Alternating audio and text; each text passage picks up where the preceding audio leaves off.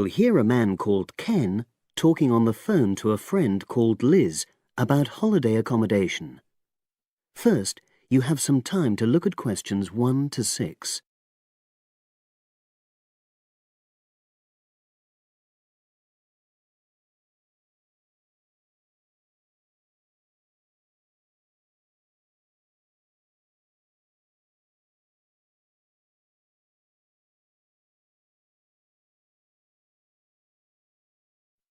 Now we shall begin.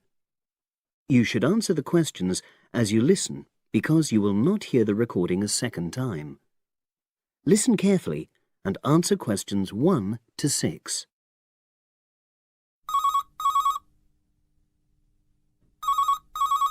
Hello. Hi Liz, it's Ken here. Hi, Ken. Nice to hear from you. Are you...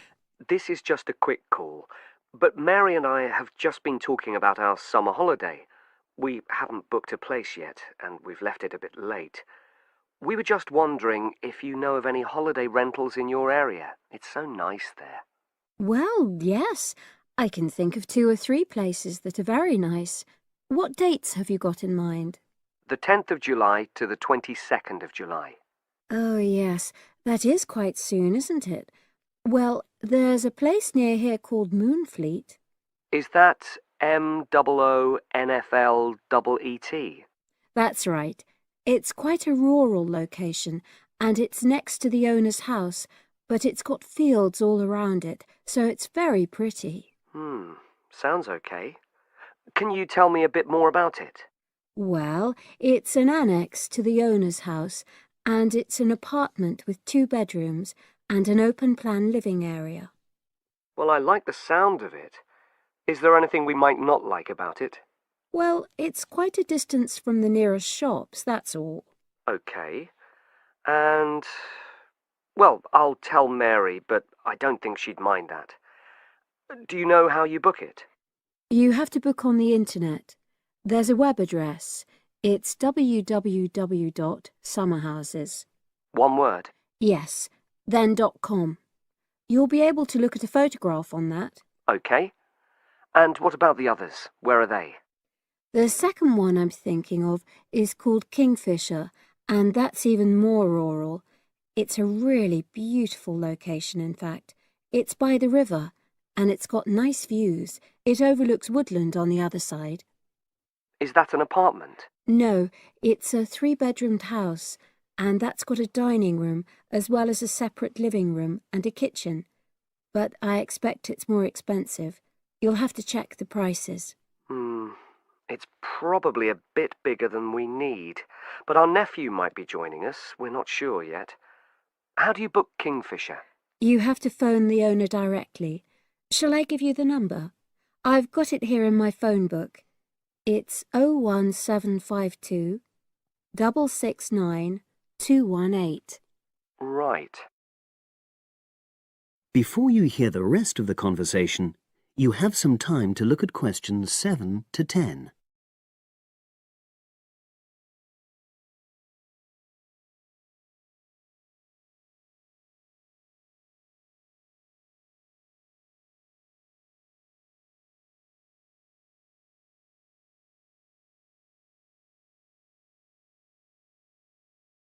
Now listen and answer questions 7 to 10. And you mentioned a third place? Yes, there's a house that my sister stayed in last year. It's called Sunnybanks. Nice name. And the location of that one is rather different. It's in the centre of a village, but it's a very small and quaint place. Did your sister like it? Oh, yes. It's by the sea, so her children really loved it. What's the accommodation like? I'm not sure about the number of rooms, because I haven't been in it myself, but I think she said it's quite spacious, and I know it's got its own garden. It's not very big, but it's not shared with anyone else, and it's supposed to be very pretty. Any snags? Problems? The only other thing I can think of is that there's nowhere for parking. The streets are too narrow, so you have to leave your car somewhere else and then walk to the house. It's only about 10 minutes away, but... Okay. Well, I don't think it matters personally. How do you book it? There's an agent you have to contact. I don't know his details, but I can ask my sister and let you know tomorrow. Thanks, Liz. That'd be great. I'll talk to Mary and see what she says. Thanks for your help. That's okay, Ken. I'll speak to you again tomorrow. I hope you find what you're looking for. That is the end of part 1. You now have half a minute to check your answers.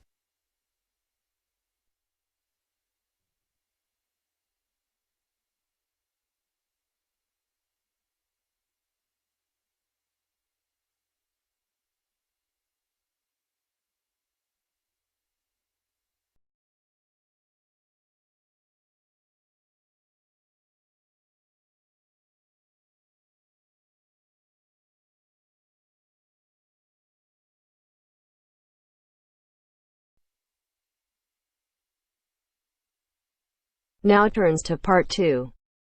Part 2. First, you have some time to look at questions 11 to 17.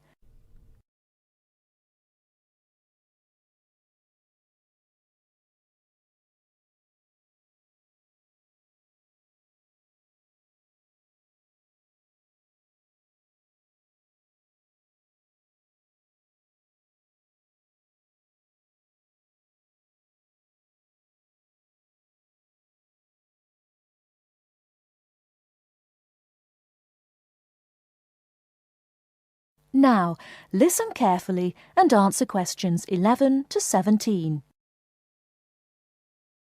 Hello, and thanks everyone for coming here today. I know it's always a bit stressful going for a job interview, but it's best to be prepared.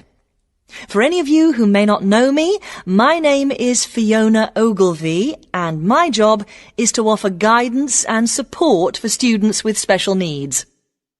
Now, you wouldn't be here today if you weren't interested in finding a job in the holidays. So let's get down to it and see what things you need to be looking out for. Most of you, I hope, will be applying for jobs with the companies that have been recommended by the university. The reason for this is that we here at the university already know these companies and have established good working relationships with them.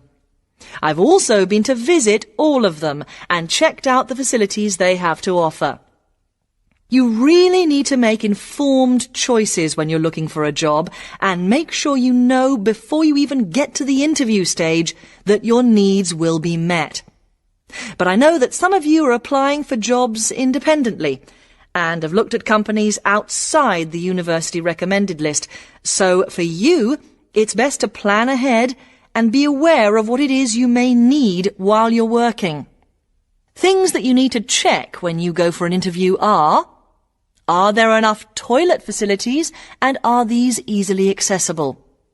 Also, you want to check that all the public areas inside the building are barrier-free, so you can get direct access to these public spaces whenever you need to. And ask about ramps into the building, so you know how many there are and where they are located. These kinds of things are so much more difficult to sort out when you've started work, as they take time.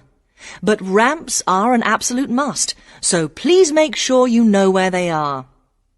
Another thing you must make sure of is that the lifts have the correct lowered control panels. Ask if all the lifts have this facility or if it's only certain ones. Now, something I think that is often overlooked is working hours. What you want to make sure of is that you get flexi time. This basically means that your working hours are flexible and you can clock on and clock off in times that suit you. Within reason, of course. Most companies do recognise that it takes much longer for someone in a wheelchair to get on and off buses and trains. Public transport can take that much longer, so you need to be organised and prepared. And for those of you lucky enough to own a car, check how many disability parking spaces are available. Remember that it's your right to have a disabled parking space. These also need to be near enough to a wheelchair accessible entrance or ramp. OK, are there any questions before we move on?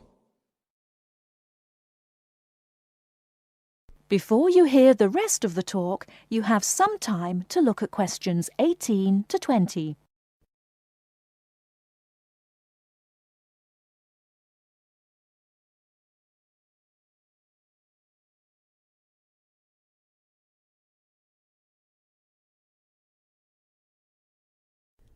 Now listen and answer questions 18 to 20. Right, let's move on then. Now I want to talk you through the series of visits to companies which we've got planned for next week. On Monday morning, we will be visiting the Lowland Hotel. They have various summer jobs available, working as a receptionist or conference organiser in their busy conference centre, organising and setting up conferences. You need to be prepared for working in an office environment and spending quite a bit of time talking on the telephone. The bus leaves for the hotel at 9 a.m, so make sure you leave yourself plenty of time to get there.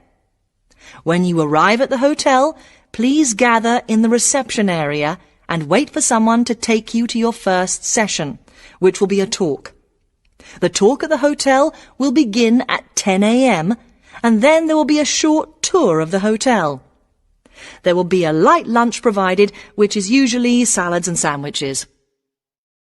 The next place we'll be visiting will be on Tuesday afternoon.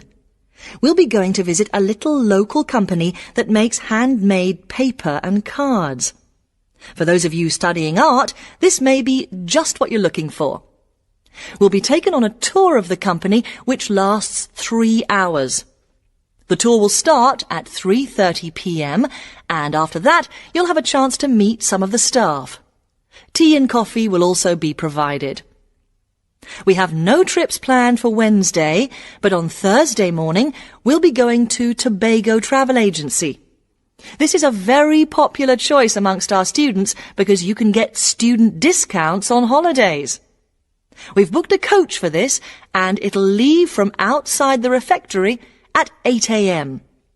You'll need to bring a packed lunch for this, so please don't forget. There is a little canteen where you can buy hot and cold food, but this is closed on Thursdays.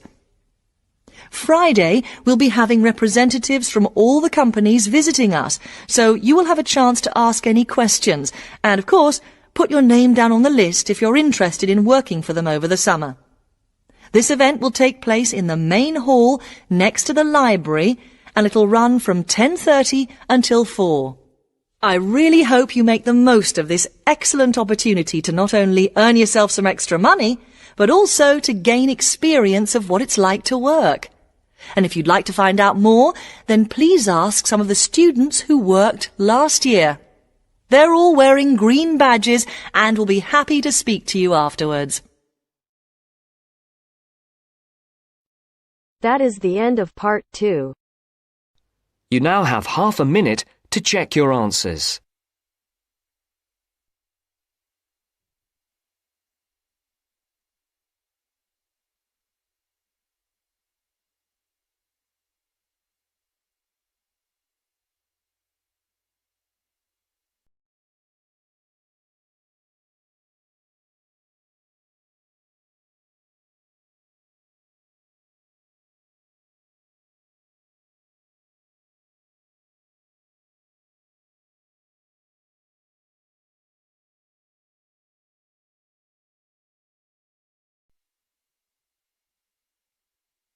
Now turns to part 3. Part 3. The next important development in how history is recorded came with print. First, you have some time to look at questions 21 to 25.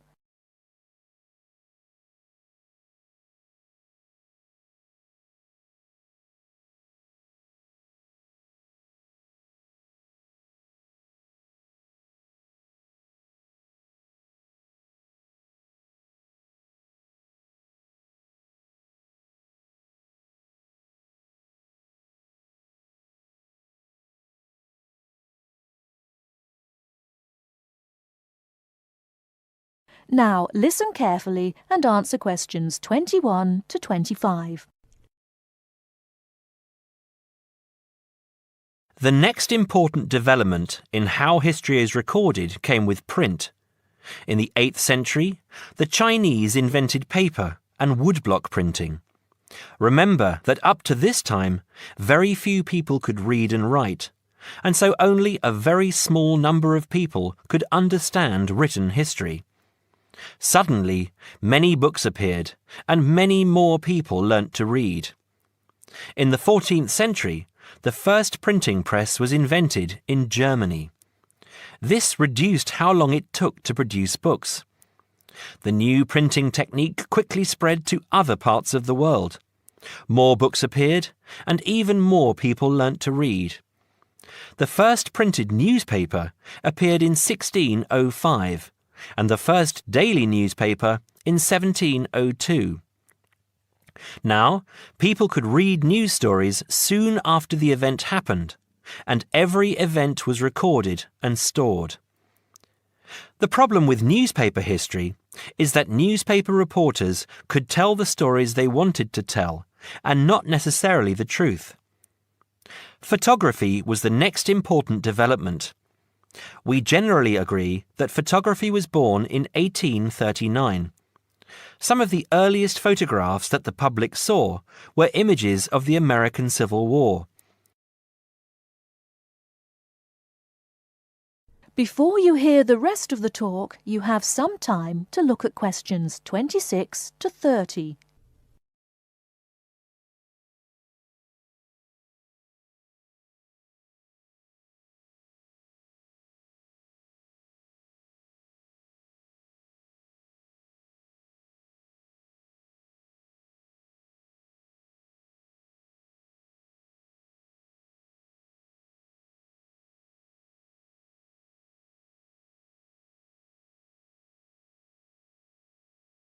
Now listen and answer questions 26 to 30. People were shocked by the photographs of dead soldiers, and for the first time saw the reality of war. By 1850, photographs appeared regularly in newspapers, and people now expected the truth. At the end of the 19th century came the first motion picture camera. Soon, history was being recorded as moving images. In the 1930s, television brought moving images into people's homes. More and more people saw history as it happened, and more history was recorded. Today, of course, we expect that every event in the world is recorded. Satellite TV and the Internet allow people to watch any event, anywhere in the world, as it happens. It doesn't matter if the TV cameras are not there. People carry around mobile phones and can record any incident and then share it online. Families have their own video cameras and record their own history. Children now grow up watching their parents and grandparents on film. I'm sure you'll agree that the transition from storytelling to what we have today has been dramatic, and I hope that... That is the end of part 3. You now have half a minute to check your answers.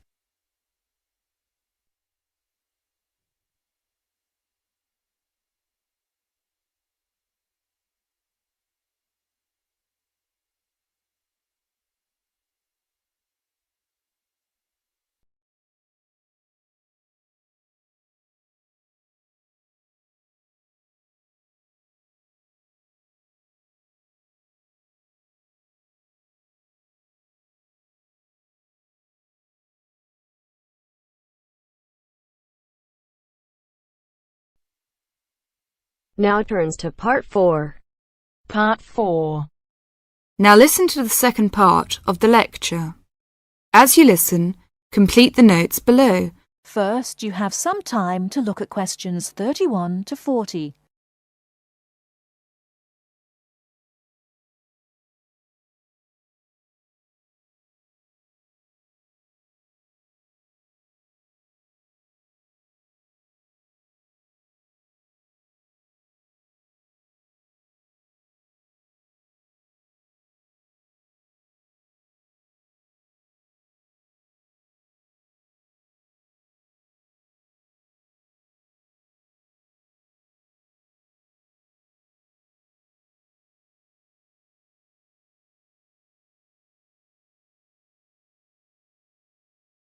Now listen carefully and answer questions 31 to 40. Now let's turn to shopping, which may interest you more. In general, shops open at 9 o'clock in the morning and close at 5:30 in the afternoon. In country towns and quieter suburbs, smaller shops close for an hour at lunchtime, and once a week there tends to be an early closing day when most shops shut during the afternoon. Many cities have a late night once a week when shops stay open until approximately 8 o'clock in the evening. You should ensure that anything you bring into the country, such as travelling irons, heated rollers, hair dryers and electric shavers, can be used on the standard British voltage, which is 240 volts, 58Z.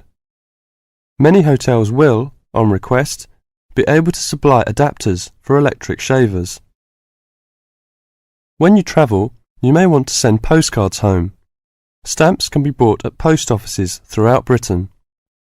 They are open from 9 o'clock to 5:30 Monday to Friday, and until 12:30 on Saturday. Stamps can also be bought at postal centre stamp dispensers, at large stores and major tourist attractions. For posting letters, you don't have to go far before finding a red painted letterbox. Alternatively, use the letterboxes at post offices. You may ask how much to tip in hotels and how much it is for a taxi. There are no fixed rules on tariffs about this, and the following is intended only as a guide to customary practice. Most hotel bills include a service charge, usually 10 to 12%, but in some larger hotels 15%.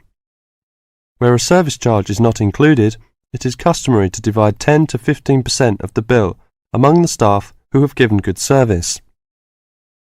In restaurants, if a service charge is not included in the bill, then 10 to 15% is usually left for the waiter. For porters, we usually give 30p to 50p per suitcase. For taxis, 10 to 15% of the fare. Hairdressers, £2 according to how much work they have done, plus 50p to the assistant who washed your hair. If you drive in Britain, you should remember to drive on the left and overtake on the right. The wearing of seatbelts is compulsory for the driver and front seat passengers. Now let's talk about full details of Britain's road regulations.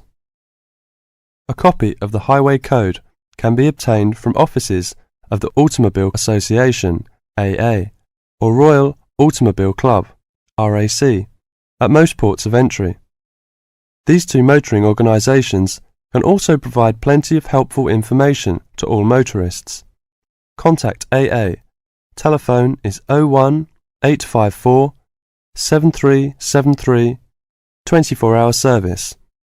RAC telephone is 0304 204 256, 24-hour service.